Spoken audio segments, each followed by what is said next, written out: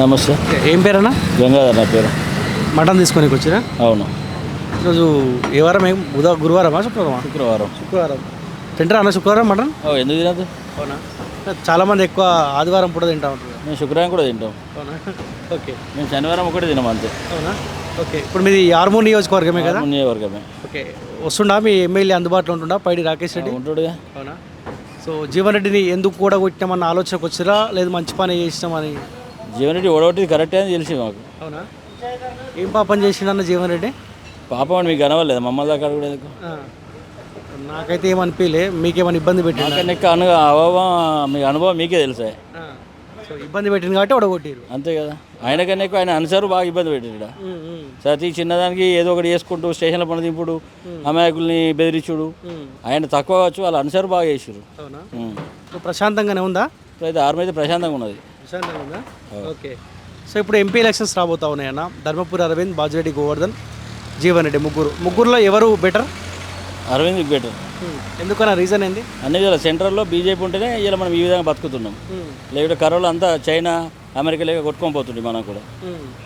ఇప్పుడు అరవింద్కు ఆల్రెడీ ఒకసారి అవకాశం ఇచ్చారు. ఏం చేయగలిగిండు అన్న నిజామాబాద్ పసుపు బోర్డు తీసుకొచ్చిండు, నేషనల్ హైవే తీసుకొచ్చిండు, బ్రిడ్జిలు తీసుకొచ్చిండు, మస్తున్నాయి.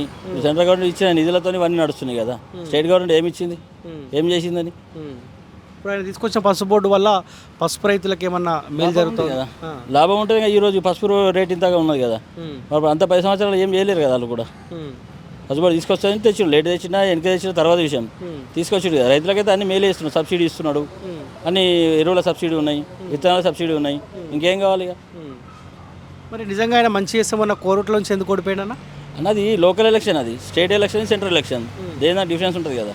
దేశం కోసం కోరుకునే వాళ్ళు నేషనల్ వాళ్ళు ఉంటారు, రాష్ట్రం కోసం కోరుకునే వాళ్ళు కొంతమంది ఉంటారు. నేను దేశం కోసమైనా రాష్ట్రం కోసం బీజేపీకి వెళ్ళాలనుకున్నాం, కానీ అది వచ్చేసింది కదా, గాలిపి వచ్చింది, కొన్ని అనుభవ కారణాల జరిగిపోయింది అది కదా. సో మీ ఓటు మాత్రం బీజేపీ? 100% బీజేపీకి. నాతో పాటు ఒక 100 ఓట్లు ఇప్పిస్తాను ప్రతిరోజు బీజేపీ చెప్తాను నేను. సెంట్రల్లో మాత్రం బీజేపీ ఉండాలి, స్టేట్లో అనేది తర్వాత విషయం. స్టేట్లో కూడా బీజేపీ ఒక్కసారి అవకాశాలు ఇవ్వాలి. ప్రతి పార్టీకి ఇచ్చినా కాబట్టి ఒకసారి బీజేపీకి ఇస్తే వాళ్ళు చేస్తారా చేయరని ఏర్పడుతుంది కదా. 2 సార్లు ఆల్రెడీ బీజేపీకి అవకాశం ఇచ్చింది కదా. సెంట్రల్ ఇచ్చారు కదా, నష్టం ఏం చేయలేరు కదా. గత 50 సంవత్సరాలు కాంగ్రెస్ గవర్నమెంట్ పరిపాలించింది, ఏం చేసింది? 10 సంవత్సరాలు నరేంద్ర మోదీ ఒక దేశంలోనే కాదు ప్రపంచ స్థాయిలో ఇలా మనకు గుర్తింపు ఉన్నది. ఆ గుర్తింపు ఉన్నది ఎవరి ద్వారా? నరేంద్ర మోదీ ద్వారా ఉన్నది ఇలా. మరి ఆ కాంగ్రెస్ వచ్చినప్పుడు 5 సంవత్సరాలు ఎంతమంది ప్రధానమంత్రి మారిపోయారు, ఎంతమంది సీఎంలు మారిపోయారు. ఇప్పుడు ఈ రేవంత్ రెడ్డి ఉంటాడు, గ్యారెంటీ ఉన్నదా? అవునా? అంతే కదా. ఇప్పుడు బీజేపీ అంటేనే మతాల మధ్య చిచ్చు పెడుతుంటారు. అది మతాల మధ్య ఎవరిని కోరుకోలే. ముస్లిం ఒకటే అన్నారు, హిందువులు అన్నారు, క్రిస్టియన్ అంతా ఒకటే అన్నారు. దీనిలో మనలో మనకు చిచ్చు పెట్టడానికి కొద్దిమంది ఉన్నారు. ఆ కువానా శక్తుల వల్లనే ఇలా ఈ రాష్ట్ర దేశంలో విభజన శక్తి అనేటువంటి ఏర్పాటు చేసి తప్ప ఏ పార్టీ కూడా మతానికి వ్యతిరేక. బీజేపీ అసలు మతానికి వ్యతిరేకమే కాదు, తప్పదు అన్నవాళ్ళైతే చాలా మూర్ఖుడు కాడు అన్నోడు. అయితే రేవంత్ రెడ్డి మన దగ్గర ముస్లింలు ఎంత మంచి భక్తులు, మరి ఇలా తింటలేమా? నేను ఒక హిందువు అయ్యండి, స్వచ్ఛమైన హిందువుని, ఇలా దగ్గర ఎందుకు వంకపోతున్నాను? ఆ విశ్వాసం నేను బీజేపీ కార్యకర్త, ఆర్ఎస్ కార్యకర్తని ఎందుకు తీసుకోబోతున్నాం మటన్? మరి మనం లేరా? కట్టుకోవాలంటారు కదా, అది హిందువులే కదా, మరి వీళ్ళ దగ్గర ఎందుకు తీసుకోబోతున్నాం? తప్పు అది. మతానికి పార్టీకి ఇలాంటి సంబంధం లేదు.